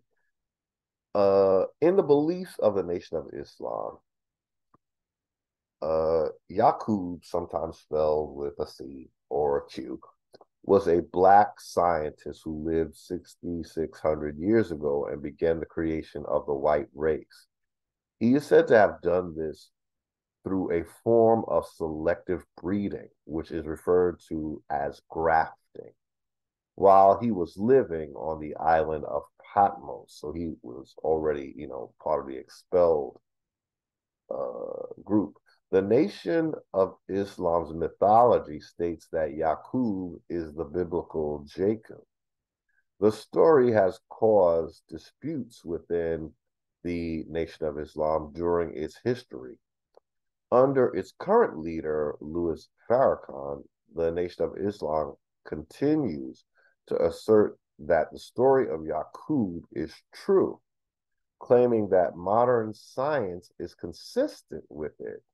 And I think that that's correct. I will say that,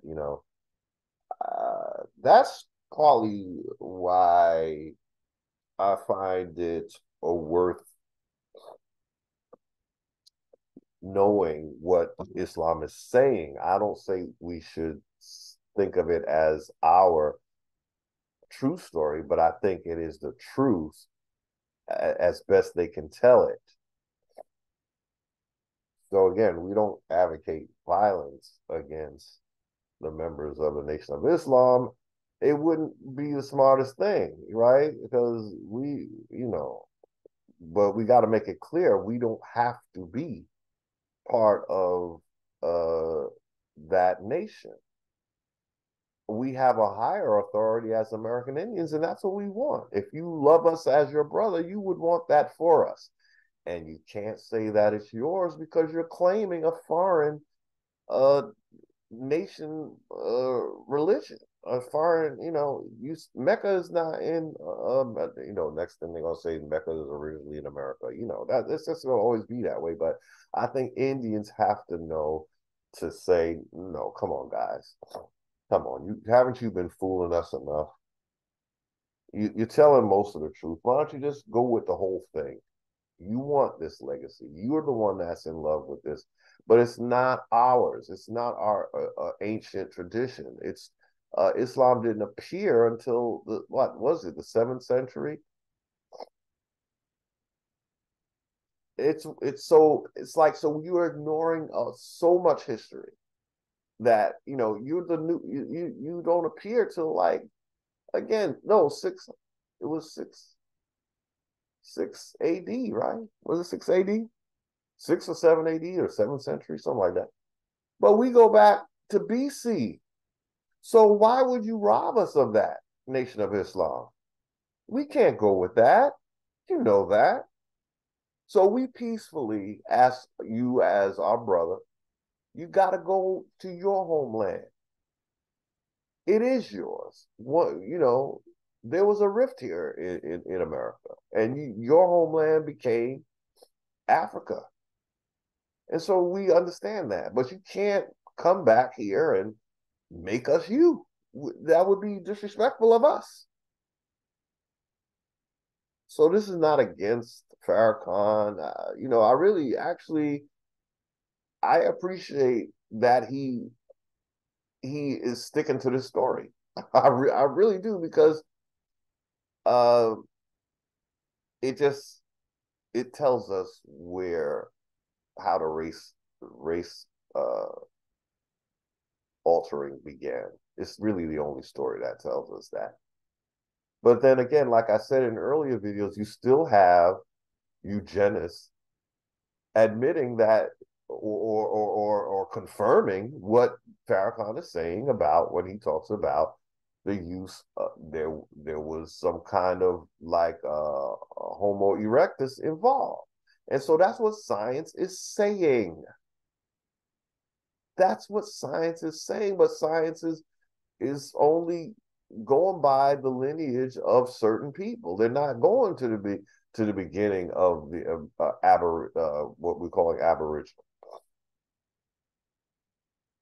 American Indian.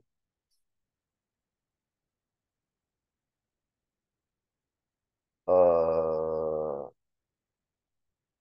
so yeah, we could continue. So the story, yeah, Louis Farrakhan continues to assert that the story of YAKUB is true.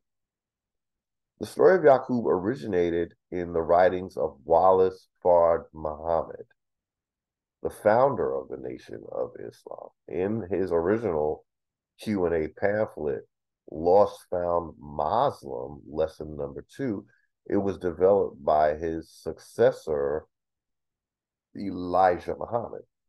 In several writings, most fully in a chapter entitled The Making of Devil, in his book Message to the Black Man in America. See, they're using that word black, so already we know you should not be calling us that. If you are our brother or care about us, you would never call us black, ever. You're going along with colonizers' name for us. So we might conclude that you are agreeing with colonizer by calling us that.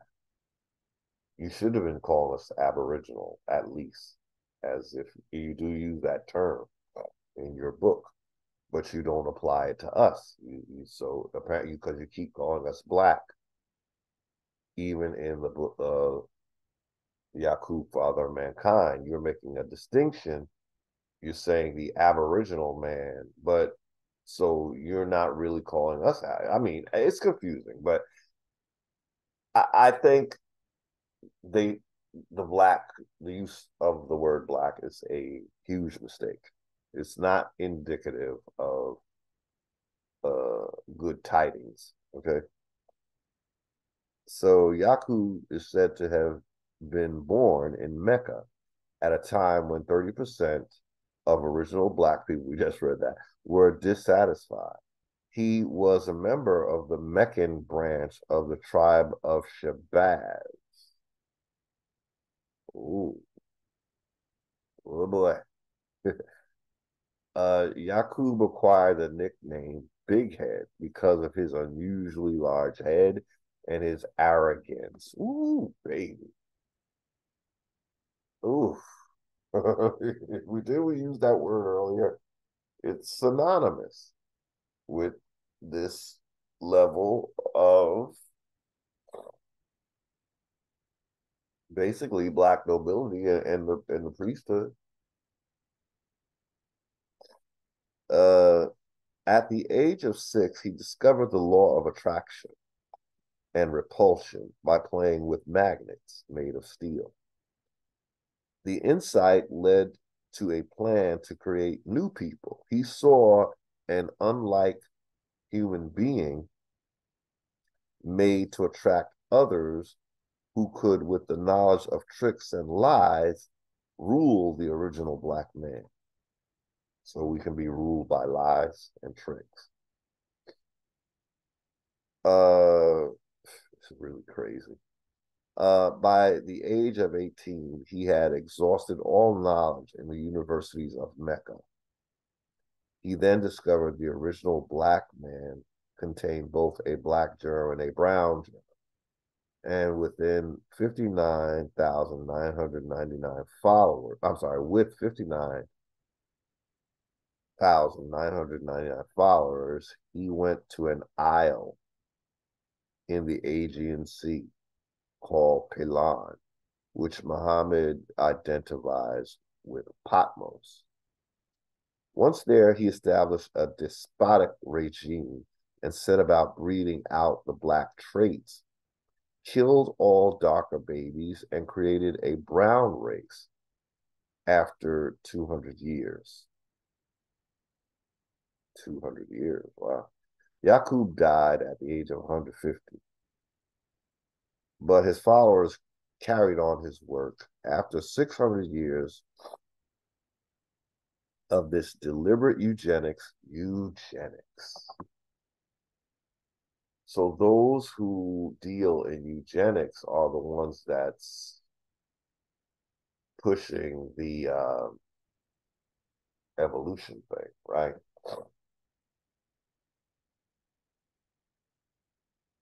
So deliberate eugenics, the white race was created. The brutal conditions of their creation determined the evil nature of the new race.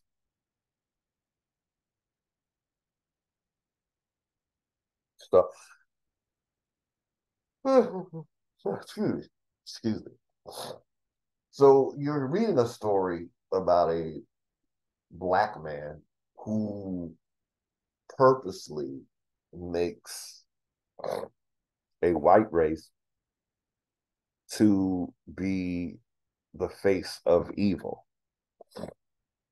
Okay.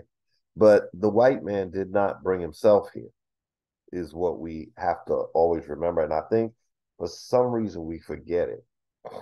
It's like every day we forget it. And you get like we're watching a circus again. We're watching the three ring circus, all kinds of distraction on the TV full of white people, right? So it gives you this it makes you imagine that you're this always just surrounded by Caucasians, and they're dominating us in every way. But it's the television. It's the television that gives you that. It's not real life. So it's like the media is a lot of it is showing us a Caucasian face.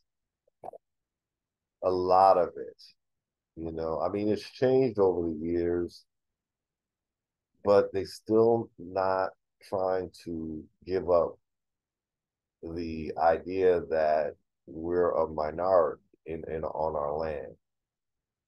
That's why I think we have TV in America. I think that's what it was for, to create an illusion, and then they know that if they can get us to believe it, we'll create it, like almost automatically. All you got to do is plan. We're those people that we have the creative. It's like we're made to be creative. So if you keep impressing upon us that it's a white world, then somehow that's what we're going to create for you. You know, and we're going to see ourselves as less than if we keep getting bombarded with Caucasian images. But again, we have to understand the Caucasian did not bring himself here. He came here given a mission. So, given a character. And people still find this hard to believe, but it's only our people, or people that look like us, I should say, skin folk, that are telling us the story. And they say you must believe when somebody tells you about themselves. If it's really, you're really gonna make it a harder pill if you don't believe what even your own skin folk are saying to you about what they did. You want to say no, it can't be true, but they told you they did it. But they're telling you a story that's supposed to make you feel proud and you're so powerful and you did your God, and you did this. Yet it's stupid, because why would I make my own worst enemy? Why would I do that? Did I do that? No, I didn't. It was skinfolk, not kinfolk, that did this. So you're telling me I'm so great, I'm so powerful, blah, blah, blah, but I'm dumb enough to create a race to kick my ass for like centuries? This is what I do with all my great, wonderful power? You got to be kidding me. No, I didn't do this. Come on, Nation of Islam, tell the truth, the whole truth. You tell me you're doing good. You're doing good. You just got to finish it, with the truth. You know that American Indians didn't do this, right? But our birthright is so important that this will be done as a means to get it. Okay. So let's see. The insight led to a plan to create new people. He saw an unlike human being being made to attract others who could, with the knowledge of tricks and lies, rule the original black man. Good boy. You're using that word a lot. By the age of 18, he had exhausted all his knowledge. I read this already, right? So he killed all darker babies and created a brown race after 200 years. YAKUB died at the age of 150, but his followers carried on his work. After 600 years of this deliberate eugenics, the white race was created. The brutal conditions of their creation determined the evil nature of their race. By lying to the black mother of the baby, this lie, wait a minute, by lying to the black mother of the baby, this lie was born into the very nature of the white baby. And murder for the black people was also born in them, or made by nature a liar and murderer.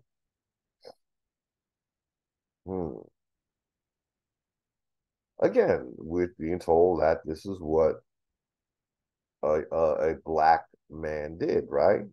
So are white people the ones that came for us? Or is it his maker using him? We got to really stop being flattered by this and look at what happened. Look at what the story is really saying. Like, I think a lot of us, we so busy being, I don't know, being having our ego rubbed by a story like this, and we're not paying attention to how serious what is being said is. They're saying they breeded a murderer, right? So then you wanted him to murder us, people of color, Indians. That's how you would get our birthright, right? And then you become us because you look like us. So the new race traveled to Mecca, where they caused so much trouble. They were exiled to West Asia. Oh boy. That kind of make it sound like it happened in Tamari, right? That, you know, then they were exiled or expelled along with their maker, a black priesthood and a black pharaoh named Akhenaten, possibly, and stripped of everything but the language. Once there, they were roped in to keep them out of paradise. Africa was not paradise, y'all. Oh boy. Okay. The soldiers patrolled the border armed with swords to prevent the devils from crossing. That sounds like the story of the seraphim and was it the cherubim and with the swords all around, blah blah blah.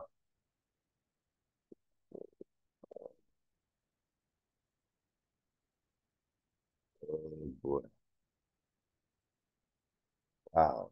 Is that why there's a sword in Islam all the time?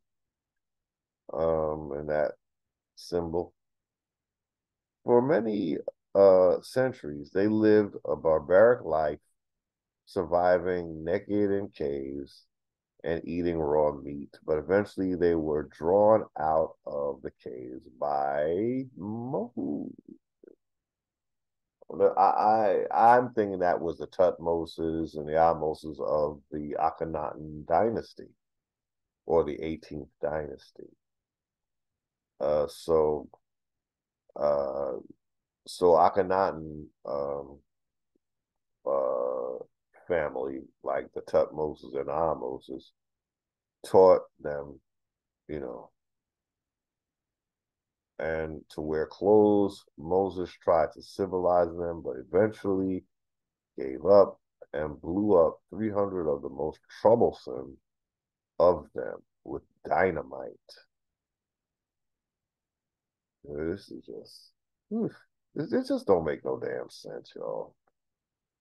You know, however, they had learned to use technology, a plan to use their trickery and lack of empathy and emotion to usurp power and enslave the black population. bringing the first slaves to America, according to the autobiography of Malcolm X. All races other than the black race were byproducts of YAKUB's uh, work. That's what I was saying earlier. That every place outside of America has been brought into existence by the Moors. Once they're expelled from Tamari, they take on a new identity as Moors. Okay. Um, and then they start hanging out to breed other races. But they create nations and what do you call it? Empires with these people. But the bottom line is they belong under the jurisdiction of the Moors, because that's who brought them into existence. This is why American Indians present a problem. The Moors don't know how to live with us on Earth and not dominate us. They can't do it because they don't have, again, they don't have creative authority, you know, like they have over, like we just read, uh, you know, by byproduct. We're not a byproduct of the Moors. So they have to come at us with the same technology that we're reading that YAKUB or the Caucasian race had. This is how the Moors have to approach us, with a lot of technology, a lot of lies, a lot of deception. That's and tricking us into contracts, outside of our birthright.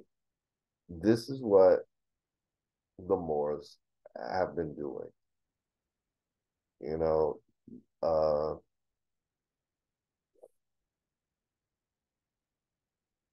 and it's so funny that all we have to do is reclaim our true sovereignty and our birthright, and it's like we'll be sealed from the foolishness.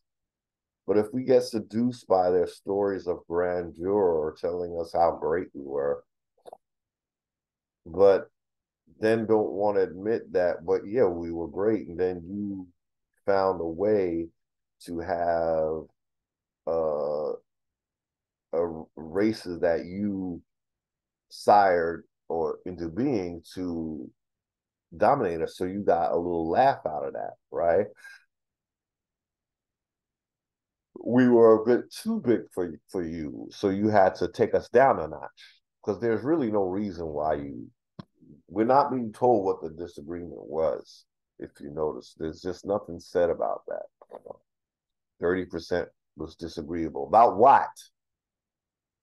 I would probably say those are the ones that were being taught about new deities. So they didn't like the old ones. So they were disagreeing with the deities as they were depicted. And then their fathers realized, oh, we're going to have to make new deities that look like the new people. And they could have did that without erasing our deities. But see, they want to make everything charged to us. We have to pay the price. You could have made a deity for the new people and not touch our deity, but you trying to take our birthright, so you're going to tell them that their deity was first and they were first somehow, or if they were not first, they were the ones who were like evolved the most from the ape man, whereas the typical quote unquote black man was still kind of in an ape form, and the white man is the final step in that evolution. See, that's either way we're being you know depreciated, for the sake of a race that our own skin folk brought into existence to do just what they're doing. Okay.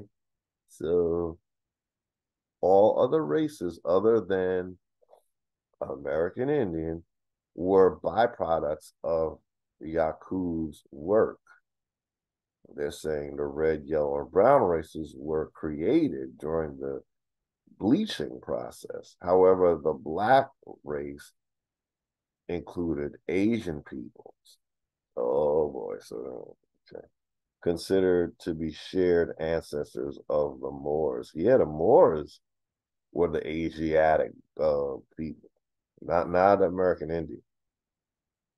So yeah, that's how we know that there's a blood being mixed in from Asian people. But they're saying, however, the black race included Asian people. Interesting. Because they don't really see themselves that way today, do they, huh? See, over time, we're being the ones that are ostracized and set apart. So now the Asians are mostly identifying with Caucasians, right? That's what they were supposed to do. They don't see themselves as no freaking black race. Are you kidding? Whites were defined as Europeans. Elijah Muhammad also asserted that some of the new white race tried to graft themselves back into the black nation, but they had nothing to go by. As a result, they became guerrillas. Oh shit. Wait a minute. Wait. Oh gosh. Wait. See, I did hear this. Oh boy. Elijah Muhammad also asserted that some of the new white race tried to graft themselves back into the black nation, but they had nothing to go by. As a result, they became guerrillas. A few were lucky enough to make a start and got so far as to what you call the guerrilla. In fact, all of the monkey family are from this 2,000-year history of the white race in Europe. According to NOI doctrine, Yakub's progeny were destined to rule for 6,000 years, but the original black peoples, the world regained dominance. The original black peoples of the world regained dominance, a process that had begun in 1914.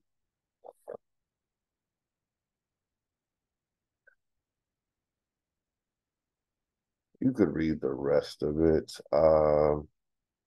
Pause. But yeah, so, it's just that it's a story being told, and I think we need to hear what it's saying. Um, so on that note, I think I'm ready to call it a morning. Getting a little sleepy here. But thank you for watching. What do I want here? What I want? Wish you peace, health, wealth, your land back, your identity back. Oops, what did I just do? Uh-oh. Where's my Zoom at? Did I cut my Zoom off? Oh crap. Am I recording anymore? Oh, looks like I cut myself off, didn't I? Or did I? No, it says I'm still recording, so stop sharing. All right. Thank you for watching. Until next time, again, your land back, your identity back, your birthright back, your sovereignty back, all the good things. Peace, love, light, be and stay highly favored. Thank you. Till next time.